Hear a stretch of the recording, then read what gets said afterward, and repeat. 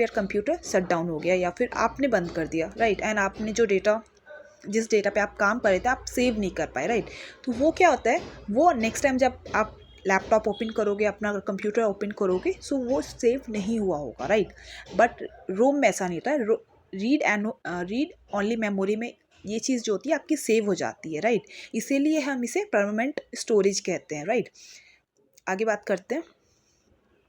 अब secondary memories की बात करेंगे। ये नॉन वोलेटाइल होते हैं, लार्ज होते हैं, इनकी कैपेसिटी जो होती है वो ज़्यादा लार्ज होती है, राइट। इसका एग्जांपल देख लेते हैं, hard disk, pen drive, SSD, CD, DVD, right. Secondary में क्या होता है, आपके हार्ड डिस्क आ जाते हैं, पेन ड्राइव्स आ जाती हैं, पेन ड्राइव में कितना डेटा स्टोर कर सकते हैं, मूवी से स्टोर कर लेते हैं, गाने स्टोर कर लेते हैं, राइट। एंड ये क्या होता है, नॉन वोलेटाइल होता है, यानी अब हम इसे क्या कर सकते हैं, आप आराम से स्टोर कर सकते हैं for longer period of time. इसके बाद क्या है, चेस्ट मेमोरी। चेस्ट मेमोरी क्या होता है आपका, ये हाई स्पीड मेमोरीज होती हैं जो कि प्लेस होती हैं between CPU and RAM for the high faster speed access, ठीक है। अब ये क्या होता है,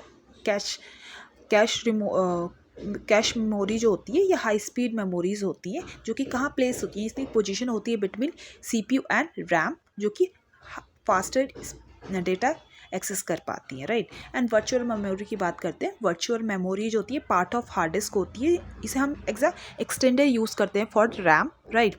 अब देखिए एक्सटेंडर ऑफ रैम का क्या मतलब है, जैसे मान लीजिए आप रैम में जो स्टोर कर रहे हैं डेटा वो फुल हो गया, राइट, बट वी रिक्वायर्ड सम मोर, सो हम क्या करते हैं, एक एक्सटेंडर की तरह उसे यूज़ करते हैं। जो वर्चुअल मेमोरीज होती हैं उसको इसी तरह यूज़ किया जाता है, right, as a extender for RAM, correct.